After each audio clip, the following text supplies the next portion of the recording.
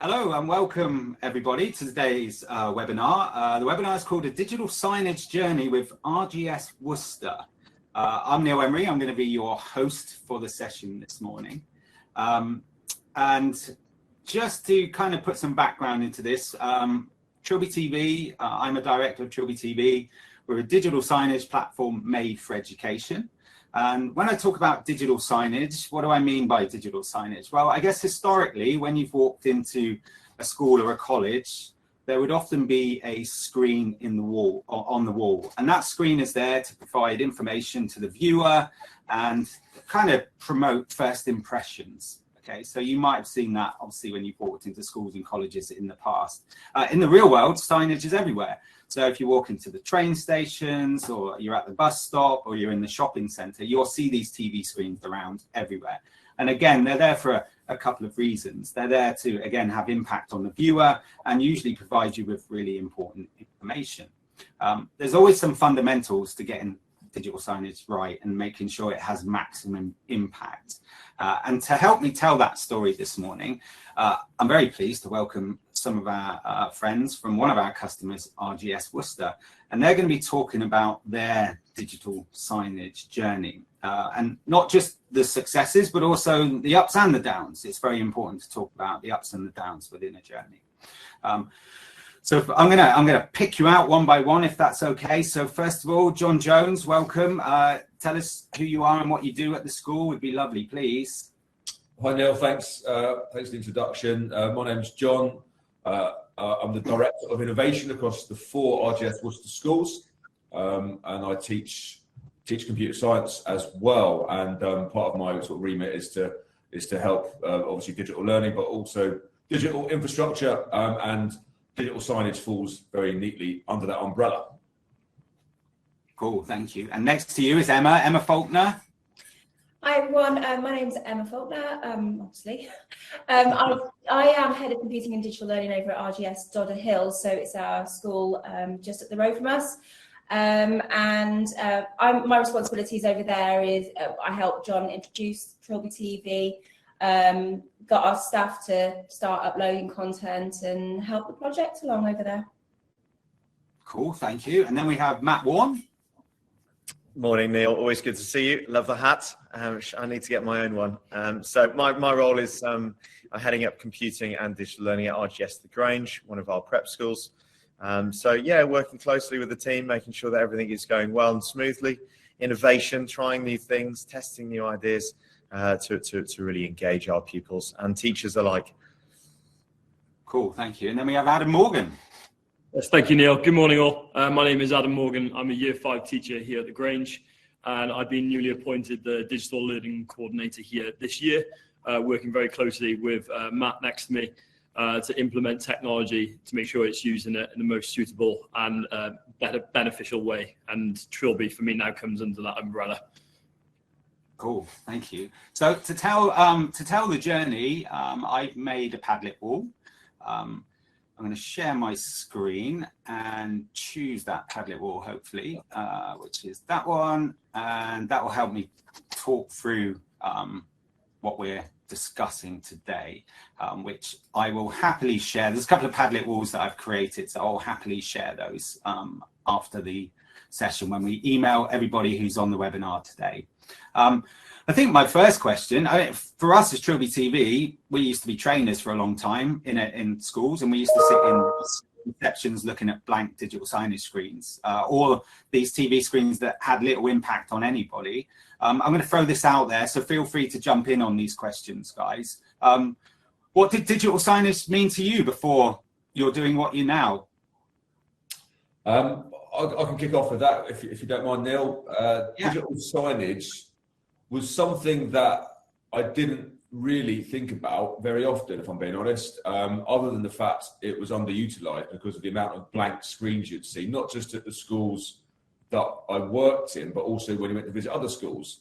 Sometimes you might see a sort of a PowerPoint or something on there, but I always thought it was underused, undervalued, and yet full of potential.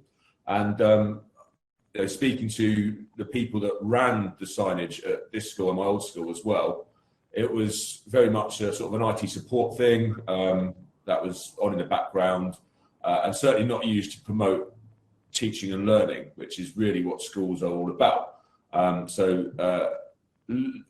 Ever since, I suppose, I first saw what TrilbyTV were doing, it sort of piqued my interest, and I think there's a lot of potential now that we've uncovered by using the signage in a more meaningful way. Yeah. Anyone else got any thoughts on that? What Matt, Adam, what did signage mean to you before you're doing what you're doing now? Yeah, I'd probably echo John's thoughts. Loads of screens around the school, but you'd never really think it was applicable to education. We can flick on and put keynotes and PowerPoints when they're in use, but it sort of really changed the dimensions of what are we actually doing with these screens when they're not actually in use. Completely revolutionised, I think, the way we thought about screens in the school. And for myself, coming into RGS 3 years ago, I think John already alluded to, it'd be a PowerPoint that'd be uploaded, and that would be a static document. And so they did become outdated very, very quickly, unless a member of staff was on it every single day and going around and taking pictures. Something that was very outdated, something that caused a burden for staff. Now I've seen a contrast going forward as I've come here. Yeah, I mean, throwing it back on to your answers there. What do you think now signage should be about? Engagement, making sure that when we've got spaces, we can actually utilise them. We can really sort of start to, I suppose, build a community through them, Neil. It's really changed how we're using spaces in the school, and really maximising learning opportunities and sharing key information with pupils, which again is time efficient. It saves us sharing messages in assembly or running to a different class to share a message. We can just get it on the screens now at the touch of a button. So it's changed many things, many aspects of education. I think as well, signage is about community, and we are fortunate that we work at 4 schools, a family of 4 schools, and just a small example of that is simply our respective Twitter feeds. So each school has their own Twitter feed, and each school's Twitter feed is also played at the other school, so we all get to see what's going on elsewhere, which is quite nice, especially with school trips and things, and even pupils' work gets shared, teacher successes get shared, school events get shared, and it really makes us feel that we are part of a family as opposed to sort of individual schools. And when utilised properly, signage can do that. And also they're screens, so they're supposed to be watched, they're supposed to be engaging, as Matt said, they're supposed to contain content, and getting the content on there should be easy, otherwise it won't happen. And certainly at the moment we find it very useful for teachers to be trained to do it themselves as opposed to relying on one person, which is again what signage used to mean. Yeah, it's interesting because signage is a real art, actually. It's all about screen location, viewing time, and content. That's what signage is all about. If you're looking outside of education, you will see screens. I was in Starbucks yesterday in Wokingham, and they've got an inside screen, and all it does is show, obviously, big pictures of their coffee because they want you to go and buy more coffee. That's what it's about. Yeah, probably 4 bits of content going round and round all the time. Very focused on the people that are in that area. Whereas I think education, it's more being about IT managing something that effectively is a marketing tool, which doesn't make sense to me, kind of. It's about, again, thinking about what signage is really for within an education environment. And before, I think it was very much about ticker tape, clocks and logos. And it was doing something, so that's okay, but actually it isn't.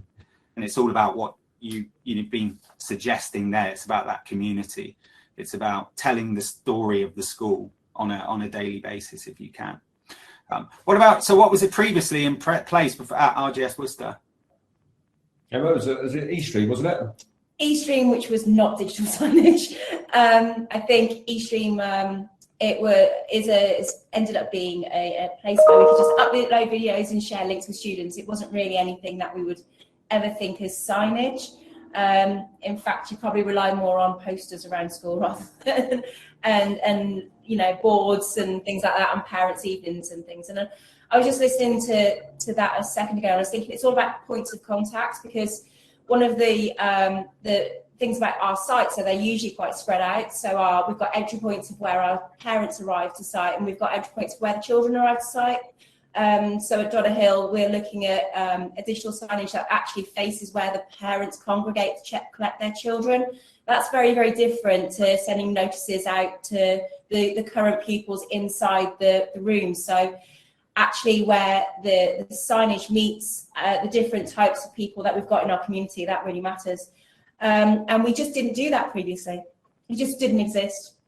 We relied on getting messages out through sometimes bits of paper or printing out or emails home and that sort of thing. It's definitely the method of communication made it a lot easier for staff, and the same message gets sent out to different audiences as we see fit. I think it's interesting that with the previous software we used, it was, I suppose it was a small aspect of a much bigger platform. So they did lots of other stuff, but also shoved on signage on top of it.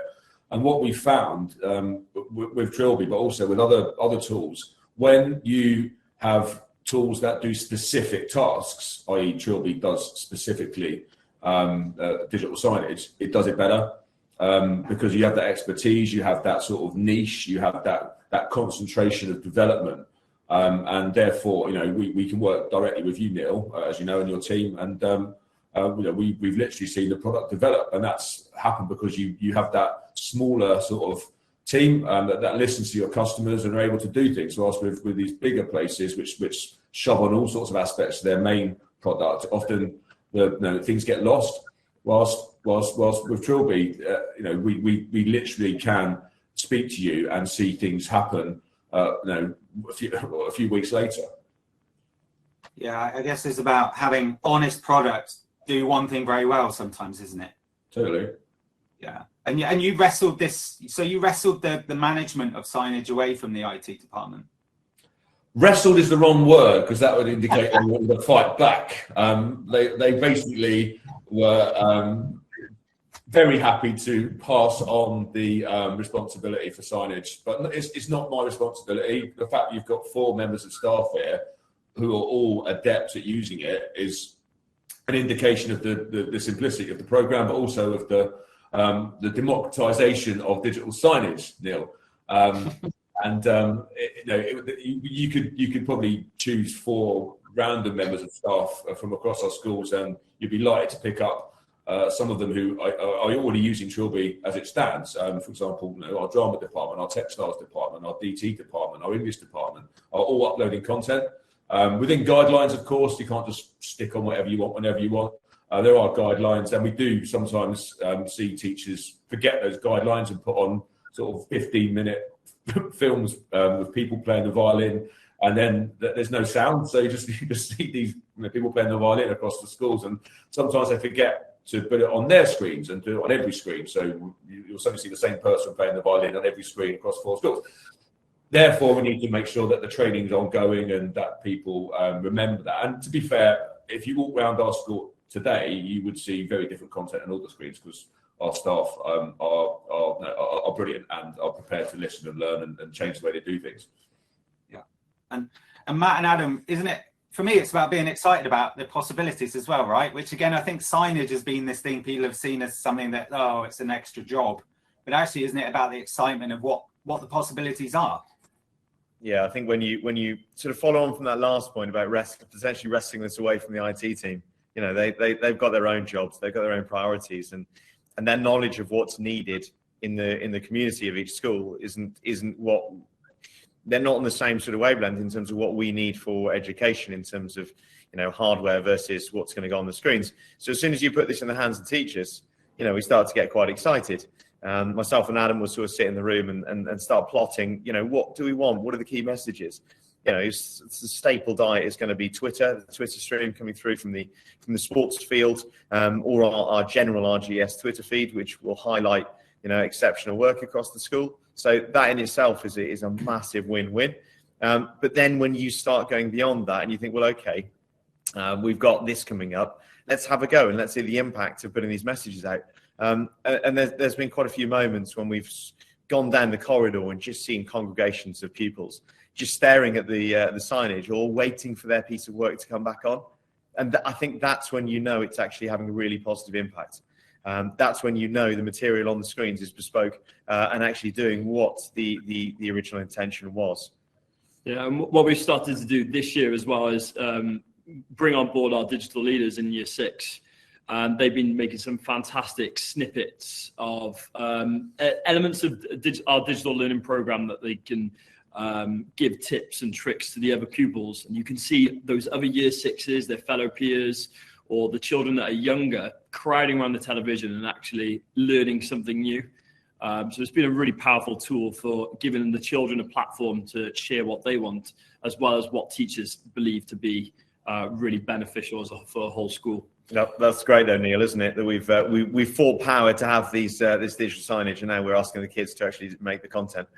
Well, but aren't they the best creators anyway? You know, we get a lot of customers. Well, not a lot of customers. We get customers sometimes who say we struggle to create content, and we're like, well, you've got 1,000 content creators out there. Yeah, why aren't you tapping into that a little bit? You know, which makes perfect sense.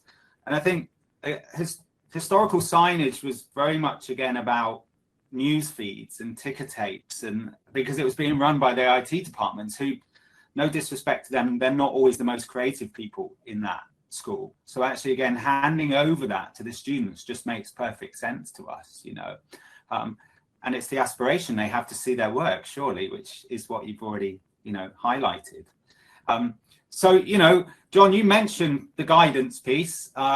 You did create a protocol document, which I think I'm going to open that up and hopefully people will see it on their screens, but I'm sure you'll be okay with us sharing that as well. Of course, yeah. Talk me through what your thoughts were when you created this protocol document.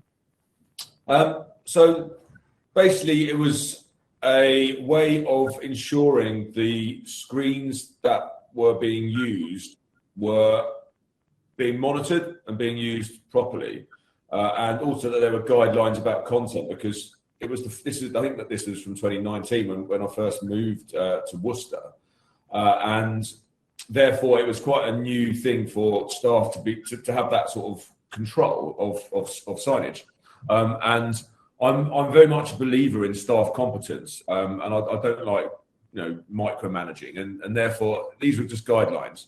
I mean, if you work in a grammar school, you kind of know that you need to get your grammar right when you put things on screen. You don't need me to sort of double check everything. Yeah, I know in other institutions you'd have to go through a whole process of going to marketing, going to this, and going to the English department, and finally putting something on there, which kind of loses that immediate impact that you want from some of the signage you put on there. So this was really just laying out some basic guide rules, which are kind of common sense, explaining which teacher was ultimately responsible for that screen. Not to say that they were completely responsible. For example, the reception screen we've got here, you know, who's responsible for that? Lots of people. But I suppose the one person who should be most responsible for that would be the receptionist. You can see it. So it's just using those common sense and spelling those things out. I mean, as you can see on that, we've only got 1, 2, 3, 4, 5 screens. I think we've got maybe 40 screens now across the 4 schools that are constantly being used. So we have got more up-to-date versions of this. But really, when teachers want to use signage, they'll email Emma, they'll email Matt or Adam or myself, book a little meeting, 20 minutes. That's what you need to do. Here's your password. Off you go. And that's kind of it, really. And the protocol's there in the background. We send a reminder out at the start of the school year about the overview, so to speak, and teachers can refer back to it. But ultimately, the simplicity, the intelligence of staff, combine those things together, we tend not to have any issues. I mean, to be fair, if you do make an issue, it doesn't take very long for the English department to get back in touch with you and tell you you've missed an apostrophe, or you spelt something wrong or used the wrong type of there, because that's what they do. And that happened to me about 2 weeks ago with the ISI inspection. So it's evidence that people look at it as well. Yeah, but Matt and Adam, brand and quality is really important, right? Yeah, definitely. Yeah, I think when we work with different teachers who are also providing content or are keen to actually add to this and get on board, then we've made some templates that just look good. Not too many colours. Keep it really, really simple. It's all our sort of simple graphic design ideas. You can keep it on brand as well. With our Twitter feeds, we have the colour of each school in the background. So just simple things like that just make it work. I think they're absolutely essential. And as John said, just making sure that everyone who's actually got access to that has what they need to actually just be creative and just get going with it and run with it. Have you ever, any of you looked at have you ever looked at any content on the screens and thought that doesn't look good? Yeah, there's a few, maybe one or two occasions when we put something on there and maybe the sizing or maybe the quality of an image wasn't quite right. So as John said, it's not the end of the world. It's a very, very quick fix. Within a few seconds, you can quickly just tinker and get it. So it does look good. But generally, it comes across pretty well on the range of screens we've got. Yeah, and you mentioned, John, you're up to 40 screens now. Thinking about the hardware considerations, what was the, what do you have to think about when you're adding new screens and devices? Well, we've talked about this quite a bit, haven't we? With initially we used Apple TVs because we had them, but the Fire Sticks are just as good and certainly more affordable. The screens themselves, obviously, there's an outlay there, but we tend to ask teachers to justify the reason for requesting a screen, and they're always good, and they tend to sort of tick the boxes, and then we put them up and off we go. I mean, it's the simplicity of the hardware is a huge selling point, I think. I mean, the other thing we've been looking at, though, which is something that's quite interesting, is getting smart plugs to attach to the screen. So obviously for the sustainability agenda, and just so we don't waste the electricity generally, the smart plugs can turn the screens on and off. Because we had a few issues with televisions getting the time wrong and sort of going to hotel mode and things, and screens coming on at midnight and all this sort of stuff. So, and also you've had experience, is it sort of with cleaners turning the screens off as well? Yeah, they had to actually ask the cleaners to stop turning off the TVs for me. And I think that's just where we didn't have one of those blocks on there. And when we left it on, we can put a block in there and we can know that it's going to be sustainable. Yeah, I mean, are you just buying normal TVs, consumer-based TVs, John? Generally, yeah. I mean, we've got they're screens really. They're not smart TVs or anything for obvious reasons. But we tend just to get screens that can be used for signage, but also they've got the same ports in the back, so they can be shifted around. We've got a couple of classrooms that got TV screens in, which we don't necessarily need. So some of them have been removed and put elsewhere. But if a teacher requested a new screen, we would literally go onto Amazon with our school account and find a decent brand, the right size, and get it that way. Is there something else you'd recommend as opposed to that? No, I think there's lots of options nowadays. Let's say, our platform, other platforms, they give you an option, a choice of hardware devices, which is good, because I don't think you should lock schools down to expensive boxes. That's not where we are nowadays.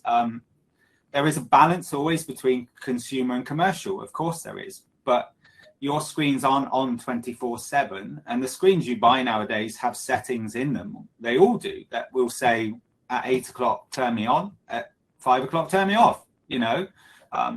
As you've said, you can buy timer plugs as well, which is a nice idea, because actually if you've got a parents' evening, as you've told me before, you can just on an app on the phone, make the TV off, stay on a bit longer on that occasion, because you want it to for parents' evening, of course. So, no, I think, again, the choices are yours to have. You work with a partner like ourselves to sort of ask what choices there are, and then you make your decisions from there. But again, it should go into that plan, that document, that, what you've just shared. There should be some hardware thought in there as well. But it sounds like Amazon TVs and Fire Sticks are working fine for you at the school. So yeah, absolutely perfect. Absolutely. Yeah. The area that we haven't really explored yet, that I think we could do, maybe should do, is outdoor signage. But that we're a conversation for a different time. But I think that there's room for sort of manoeuvre there. Yeah, I mean, that's a bigger conversation because it's got to be rated for people not getting electrocuted in the wet and things like that. You've usually got to dig up the playground because your Wi-Fi maybe doesn't stretch outside, so you need Ethernet in. So there are schools like Brentwood who've done it on a budget, but I mean, being honest, in this webinar, they probably spent £5,000 on their outdoor screen. But definitely possible. Absolutely, definitely possible. But yeah, I love your smart plug idea. I think for the eco-friendliness of everything nowadays, we should be thinking about how we turn our devices on and off so that we're saving electricity. And I think it's on a lot of people's agenda nowadays. I'm sure your parents might bring it up every now and then. What are you doing as a school to reduce that help the planet, etc., etc. Cool. What about building appetite with your staff, presenting what you were going to do with digital signage? Because they'd seen it, the screens that hadn't done much, they probably didn't pay much attention. How did you build some appetite so that they were excited as well? One of the things we did first of all here was we put their pictures on the screens because we promoted the Apple Teacher campaign. So we went around and took a picture of everyone when they became an Apple Teacher, and I think it made people want to watch the screens, not just because they wanted to see themselves, but also to check the picture, etc. And some even asked us to remove it because they weren't happy with it. But it got the attention going, it got the conversation going as well. So and I think once other departments saw other departments utilising the screens really well, they think, hang on, we could do with some of that as well. So I think one of the slides you've got on the Padlet is the English department. So they now put on, don't they, so words of the week every week, straight up to Trilby. And it's a conversation that children have about the words. The form sheets are supposed to encourage to use the words. They pop up all over the place. The words are supposed to be used in other subjects as well. And before we had Trilby, that would just be an email that, if I'm being honest, 20% of the people might look at, 10% remember it, and that's the end of it. This way, it's constantly a reminder of what those words are. So it's one example that other departments see being used, and it gets the brain whirring, and they think, how could I do something similar? Yeah, I mean, Matt, Adam, did you find that once people saw those screens starting to come to life and more screens being added, that people were generally more interested? Yeah, similar to John, I think a lot of subject leaders saw it as an opportunity to showcase what they do in their subject. So for our head of art here, they've done something brilliant, and they put it out on Twitter, but they want to see the rest of they want to share it with the rest of the school. They might not necessarily have time in assemblies to do that. So I think, yeah, it's just giving them a stage to showcase what they've done in their subject area for the school. Yeah, our target really is for, it's a prep school, but I suppose we still do have departments as such, with English and the arts and music. And one really nice scenario is, I suppose we've got a screen, we just put it outside the music room, and there's so many concerts going on all the time. So we record the concert, and then we will add a little bit of sound to it. So as pupils are walking up and down the corridor, as John said, we might have a 15-minute clip. Pupils are just so proud to see themselves perform. And to actually listen to that, and it's really nice and calm music as well as they go up and down the corridor. It just sets that sort of ethos as well. So it's just it's trying to excite staff and see possibilities and allowing them to go with it as well. I think sort of importing content through Google Slides means that let's say your Year 5 team, everybody has access to one simple link. Any edits are just automatically updated on the screens. So therefore, like a notice board now becomes interactive. It becomes really quick to edit and to make sure that the content is actually relevant to pupils. To actually just change it on the fly is so important. Yeah, we also have one of our members of staff in the office. So when we do celebrating success, she would have access to a Google slide, and she would upload the photos and the names of the children who have been celebrated for that week, and then that's shared across the whole school. Yeah, it's building that appetite, isn't it? It's showing what's possible, and from there, I guess people get excited about it too, and they start wanting to have conversations with you about how they can get involved. And if they do want to get involved, Emma, what about support? How do people know more? I mean, you're the experts of TrilbyTV. You're the go-tos. What about, is that off-putting for others? Are they like, well, John and Emma and Matt and Adam do that, so probably I can't. How do you encourage them to get involved, and how do you support them? I think literally just trained up our admin team over at Dodder Hill to take over some of the digital signage for the reception area, because what we want to do is we've seen your birthdays template, and I've just imported with the permission of the children, which was I put this slide up, imported the names, the dates, and everything else, and then one senior colleague said, "Have we thought about asking permission for the children to say it's okay to have my birthday on the boards?" And actually, that's really important, because talking to the children, actually, we need your permission to put that information publicly available, was a really useful exercise. But going back to admin, they are really, really useful team to centralise any message out there. I'm between sites. Teachers are in and out of 7-period lessons. They're always there, and they wanted to get involved, and it was really easy to train them up, give them a quick login, and they were away. It was fun. Yeah, you have a training platform as well, don't you, at RGS that you've created? Yeah, the training hub. That's something that we've got for the whole full family of schools. So we can provide a training resource, a video, how-tos, those sorts of guides that we can direct staff to. So if they're new, we don't necessarily have to be sat with them side by side to do it. Yeah. Neil, would you mind if I just interjected really quickly? We're about to lose Adam. We've got assessment weeks. It's always pretty busy around here. We're about to lose Adam, but he wanted to just maybe share how we're engaging staff with a new concept, isn't it, Adam? Called I'm going to let you share. Yeah. So the screens around the school have been fantastic, and then what suddenly dawned on me is every single classroom has a projector with ear server. So I had this sort of idea along with Matt, something called Trilby Time, which would have specific content pushed just to the classrooms. Maybe it'd be the word of the day that's in the Trilby catalogue, or the maths challenges that have now been put on there. In addition to things that are really relevant and useful for form teachers to know, and that is things like fixtures lists and when they're happening. So we're just sort of getting that in motion at the moment. I think it'd be really, really beneficial for form teachers, the children, sharing successes, and just not every form time for every day, but whenever the form teacher deems necessary to bring it up and have a bit of Trilby time and show some really cool things going on around the school. I mean, there's so many times on there that a teacher's laptop will just be connected to the board with just a blank screen.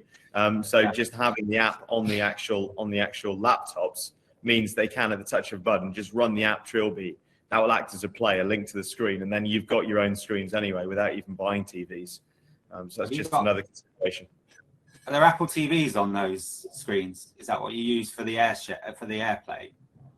We've got air server units, yeah. Okay, but not Apple TVs. No. Okay, all right. I was just thinking, you got Jamf. You could actually single app mode that in, so it happens automatically in the mornings. It still might be possible with the air. That'd be a conversation. Yeah, I'd love to continue that, because we're on the cusp of something great here, aren't we, Adam? So there is a lot of discussions about how interactive screens are utilised more when it comes to information. And one of the conversation we have a lot is potentially using a MDM like Jamf to single app mode TrilbyTV and automatically start it for half an hour before the lesson to give the children a reminder of the learning, but also maybe some important information for the day that they'd be able to obviously use and utilise. So yes, let's have more conversations about that, definitely. Cool. Well, thank you for that, Adam. Thank you very much. Thank you for having me. I do apologise I have to shoot, but that's all right. That's all right. We need a way of digitally Doctor Whoing you out of this or something, rather than you just moving out of the way. But we'll think of that for another time. Obviously, freeze me like that. If the elevator. Yeah. Right. Thank you very much. Thanks, Adam. Have a good day. Have a good day. I guess moving on to the content side of things now, if I just move across, hopefully, again, you can see that timeline. From the senior school perspective, John, I mean, I've got a few examples there. I probably don't want to show each one and then talk through each one, but in your head, what ideas are you looking to share on those screens? What's important for you with regards to content? Well, what's important is that the content's relevant and that it's useful and it's meaningful and it creates conversation and engagement, I suppose. You want each subject, it's not even a subject sometimes it's a department, for example, the library, and you want them to help to promote what they do. You want them to be able to put their sort of subject, their department in a good light, and you want to start conversations. You want light bulb moments for children, and and staff indeed, because we've got, for example, a screen in the staff room which is staff content, and you want the screens to be bespoke. You want them to have different content to each other. Otherwise, kids will just walk past one screen, see everything, and then they won't look at another one. So you kind of want them to know where to go to find information as well. And you want teachers to be able to put on content that doesn't drown out the rest of them, and for it to help with communications, which is what we think it does at the moment here. Yeah, I mean, you've got some great content there. There's some, I like the think before you post. That's obviously student created, I'm guessing, as well. Some of this content that we see on screen now is actually being created by the students for the screens. Yeah, absolutely. Sorry, Matt, you carry on. I was just going to say that example was my year sixes at the start of the year, where we looked at obviously digital literacy, about how massive investment in technology. Our responsibility is to make sure that pupils actually use it correctly. So that was kind of this scheme at the start of the year. They've made posters. We looked at graphic design and what it might look like. This added a new dimension really to the task.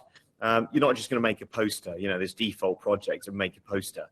It's now going to be a piece of software. It's going to, you've got different options of tools, but it's going to go on those screens if it's good enough and is voted for by the class.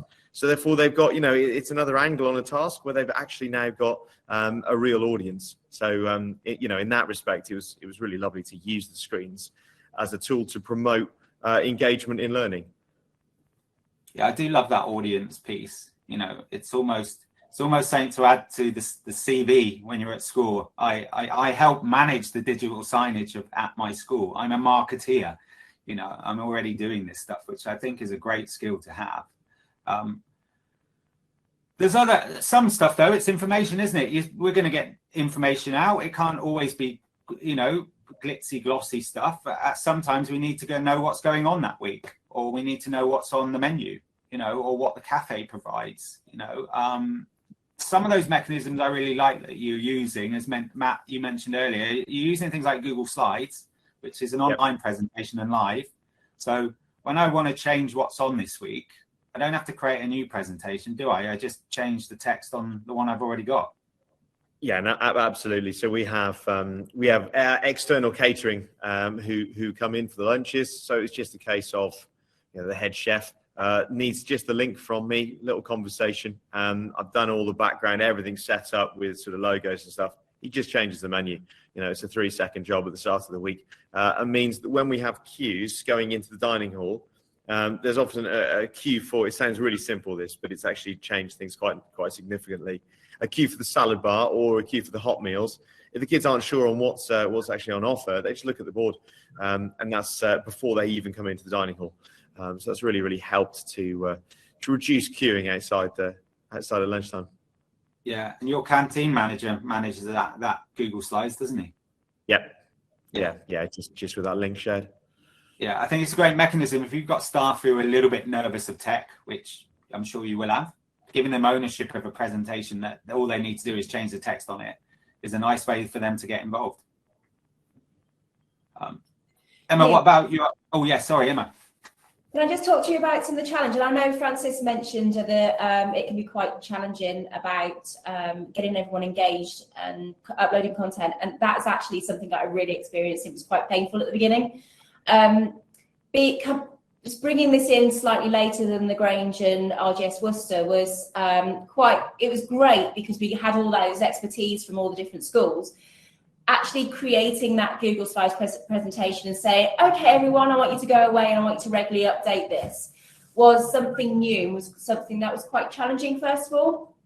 And then it was a case of we ended up putting too much on there, and then teachers found it burdensome, so they actually stopped putting it on there. So actually then we said, do you know what, don't do the Google Slides, send something that's a little bit more simple, one thing that you could just send as a PDF or a video or whatever, just one thing a week or one thing every couple of weeks, just to keep them refreshed. And then that became something that they got involved in. They want to build the momentum in. I came in and I was like, right, we're going to go and do this, guys, and get really excited about it all. And then it became the reality of it. It was quite a lot to manage, first of all. And then so we had to kind of pare that back and strip it back and then get everyone involved again. Yeah. I mean, it's a journey. That's what we're talking about today, right? So you're going to learn along that journey. Yeah. What are you using to create content? What sort of applications do you use? Whole range. The students tend to use things like iMovie, clips. I've created that keynote there, that digital learning advert where we could just get some animations and make it just something that's eye-catching. Anything can go on there, whether it's a presentation, a link to a Twitter page, or a link to an external page. If it's an awareness day, we just pop a link in directly to that page and then it just displays. So anything can go on there, which is really good. Yeah. And John and Matt, you mentioned the length of content and our music screen. Obviously, it's very important to think about the time a viewer is by a screen. So if I'm only by a screen as I'm walking by, then showing me a 15-minute video with no audio kind of doesn't work, does it? Do you think there'll be more thought around that going forward? Definitely. I think Matt's mastered this to an extent by sort of managing to compile projects into sort of 60-second clips. And I think we just need to make sure that the other teachers have the skills to do that, which just requires training. And we're very passionate about CPD. We know the importance of it. And therefore, we've just done a survey, which was very interesting because we've got loads of data on what teachers need to learn, what they want to develop, and therefore we can help build a bespoke and personalised CPD program that will include signage from September onwards. Yeah.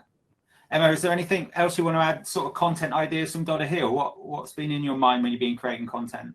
It's really interesting about backgrounds, so how the content actually is going to be presented, because it looks different on a laptop than it is on TV.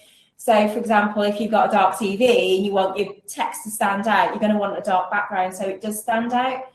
And the size of pictures, the quality of pictures, so it's always quite useful to go and preview all the slides and things that you upload beforehand. So actually thinking about what you want to say before you put it in, what the message is. I always think, when you drive past on the motorway and you capture something in your eye line and then it's gone within a second. That's my kind of mantra. If I can capture it and I can remember it within that second, that's all about digital signage to me. So I don't want to be standing there necessarily all the time, absorbing all the information, especially in a really busy school day. But unless it's something like, here's a lunch menu that I really want to pay attention to, where I want to put it in a location that a student will want to stand by. I don't necessarily want them congregating in corridors. I want them to be able to just say, oh yeah, I noticed that club was going to be on, and I know I noticed that was going to be doing. So in this kind of fast-paced environment within the school day, we just, what you want, how you want to present it, and what it's going to look like finally. Yeah. Again, we're talking about marketing here, isn't it? Signage out there is worth billions, where companies pay thousands, hundreds of thousands, millions to have their adverts on those screens that you're mentioning when you drive by on the motorway. And of course, creating content that drags that eye in is really important as well. So not so much text, bright imagery, good colors, often a little bit of animation as well, where your eye just goes, oh, what was that? Helps to drag you in. So yeah, absolutely. Matt, do you have those sorts of thoughts in your head when you're creating content? Or do you think that's something you might focus on more as you move forward with adding content? No, I think with our sort of background, Neil, our links with sort of Apple and tech that we love, I think that generally comes naturally when you're trying to create something and you think about not too many animations, but just keep it simple. And it's really nice because when we're teaching the pupils, we can pass on those key tips and they can start to produce some content that does look really good, actually. Yeah. And you can get them to sort of be quite self-reflective when they're seeing an environment and actually find out what their peers think of that as well. Was it on for too long, as Emma said? Were people lurking in the wrong places where you don't want them in the school? There's a lot more to it than just producing something and putting it on the screen. And it's almost another layer, isn't it, in terms of working with pupils and staff alike, really, to develop these skills. Yeah, and time, not just time it appears on screen, but the time it's on a screen. I've learned new words lately. They call it purging when you get rid of content. And when you keep it longer, they call it evergreen. How do you manage that? Because that's, you don't want someone tapping you on the shoulder in March and saying, what are the Christmas photos still doing on the screens, guys? How do you tend to manage the length of that content staying on screen? I suppose it's a constant review. Myself and Adam sit down once a week. And we're constantly aware of new events going on. I suppose the joy of bringing in Twitter, the Twitter feed, means that if we push a little bit more content through Twitter, we know that is completely up to date all the time. The Google Slides, they're so easy to edit. And then we do have new content. It really does have impact. It's just being mindful, isn't it? It's just being aware. And I suppose if you do see something scrolling around all the time, it's not going to have any impact at all, is it? So it's just keeping things fresh. That's when you can bring in things like playlists. We had an open day on Saturday, or an open morning, should I say. A touch of a button, we've suddenly got the open morning content that we wanted that was preset.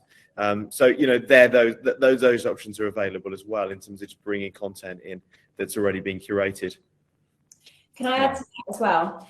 It's Teacher Appreciation Day, and when so I'm basically at a different site than Donna Hill at the moment. I'm at RGS Worcester, obviously, and so what I've done is I've set up a presentation to start this morning, and it'll be over and done with and off the screens automatically, so you can set the date and time, and then set it to play a certain time within that day, within that time, and then I don't have to do any admin work. It stops automatically at that end date.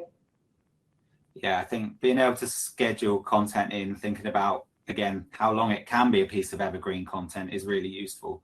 Obviously, we have a couple of mechanisms in our platform that allow you to do that nice and easily, which is again, for us, we're always thinking about that. How can we make sure that content is fresh and kept up to date, but not giving you lots of processes to make that happen. Great. Time always goes far too quickly. I'm trying to that's what I need to get off. Good. Well, not get it off, of course, but just move on to the next bit. Outcomes from all of this. You started at a point where you had screens that are being underused. You've given, I love John's democratization of digital signage, giving ownership to lots of different people. I mean, Tim, our product marketing, he loves that.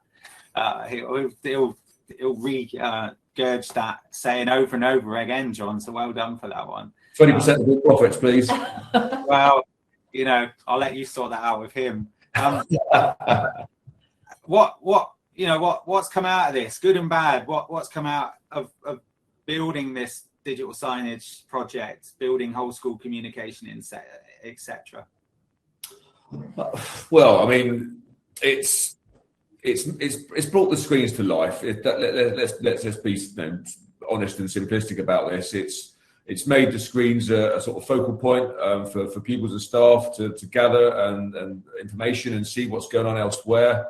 It's a hallmark of quality work when people see their work pop up there. You can really sort of showcase fantastic efforts in sports through through specific photos, or indeed through, as Matt said, through the Twitter feeds. What we need to do next really is Instagram, because I think the marketing department here are using Instagram. I'm not on Instagram.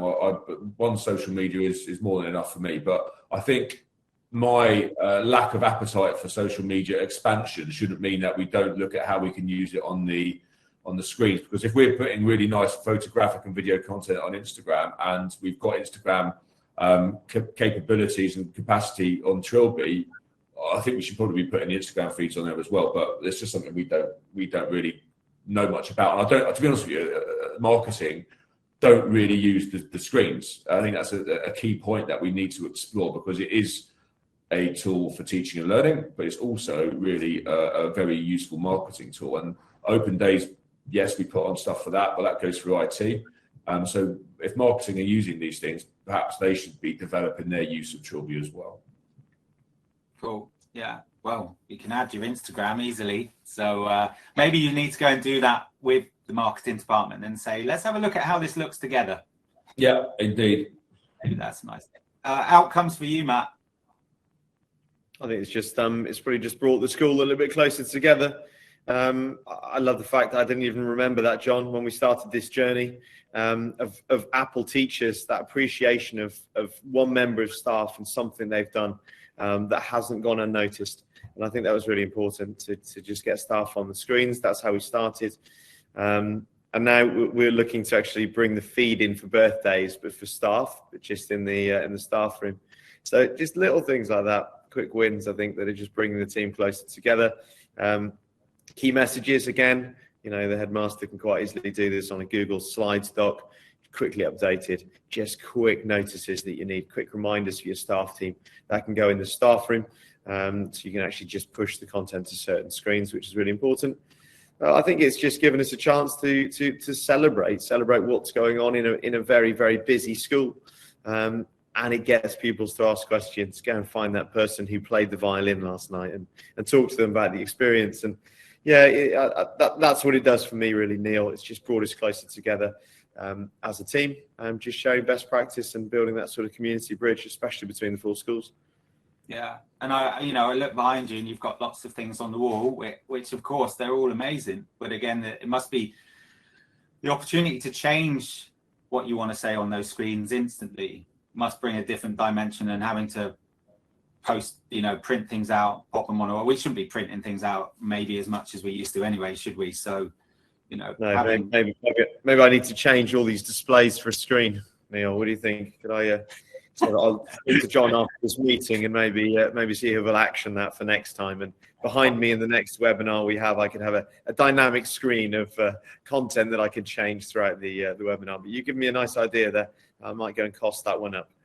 Well, I think it's about complementing, isn't it? I think signage screens really complement physical displays. They really do. And I've seen that work really well in some of our schools where they're doing that. Yeah. So you're right. This would take me a long time to change compared to just pushing out content. Yeah. Although as well, the interesting thing is you could download the TrilbyTV Player app to those Macs behind you, and on an open evening you could use those as displays as well. The possibilities are always there, aren't they? Yeah, it's a good idea as well. Thank you. Yeah. What's next, Emma? What's next with your signage? So again, more screens. So I've literally just last week before, we talked about where we best actually move our screens, because we've noticed that they weren't in the best positions that they could be in. The admin team bringing it in, making sure what we say is pointed in the right directions, getting marketing involved in making sure our nice reception area at Dollar Hill has got the right information for parents. So especially if they're considering placing their child with us, making sure that they've got all the information, showing our best bits, and making sure that all that lovely video work, all the really rich content that we create is out there. Making sure lunch menus, a really important one, are available to the girls in the refectory. But again, we had a lot of wasted communication when I first arrived there 3 years ago. People would lose messages. I'd get 50 emails in the morning, each with a single message going on. Please pass that on to the girls. All of that has been completely cut out with the use of being able to, staff being able to update their own information and make it available. And so we're at a stage now where actually that is in place, but the targeting, the right messaging, the right types of content on there that's work for us. Yeah, nice. And John, from your perspective, what do we need to upskill staff a bit more? Do we need to teach them the art of signage a bit more, and the relevant content and screens and time and all that sort of stuff? Definitely. As I said earlier, CPD is fundamental to the success of any initiative. You can't rest on your laurels. I mean, Trilby's constantly being updated with new tools and ideas and concepts. Therefore, the staff need to be kept abreast of those. We do CPD very regularly here. Sometimes no one turns up. Sometimes you get too many people coming along. Schools are busy places. The beauty of doing a TrilbyTV session is that it takes 20 minutes, and then staff are good to go. So we'll put something out probably after half term, because they're certainly not quiet, but they're quieter in this last half term, purely because some exam groups have gone, the exam season is nearly done, and staff are freer to actually come along to these sessions. And there's so much interest in signage across the schools, and I just think making sure that staff are fully aware of how simple it is and all the tools that are within Trilby is going to help develop further and develop their skills and their way of using it as well. Brilliant, thank you. Well, listen, the hour is up, so from our perspective at TrilbyTV, thank you so much for joining us this morning, Emma, John, Matt, Adam. It's been an absolute pleasure listening to your journey, and it's important for us to promote this. I think all those years ago when we sat in school receptions looking at those blank screens, I don't think signage really had a purpose in schools. It was full of ticker tapes and clocks and logos and news feeds. No one was really thinking about how it could create impact and grow whole school communication. And listening to your journey really helps to emphasize that. And as a company, we're really passionate about making sure that schools do utilize that digital signage. I mean, as Apple trainers, really keen to make sure schools utilize the technology that they had effectively. That's really important. And it does take a plan, and it does take some stakeholders to get involved. And it does mean that you need to revisit that plan every now and then and have lots of people involved to make sure that it's a success at the end of the day. And again, at TrilbyTV, we're really, really passionate to make that happen. If anybody on the webinar today wants to find out more, you can visit www. Don't miss out a W, trilbytv.co.uk. You can sign up for a demo. It's the best way to have a look at the platform. You can sign up for a trial as well, which we'd always say, sign up for a trial after the demo. And of course, please get in touch and we'll be more than happy to help you make a success of what you've already got.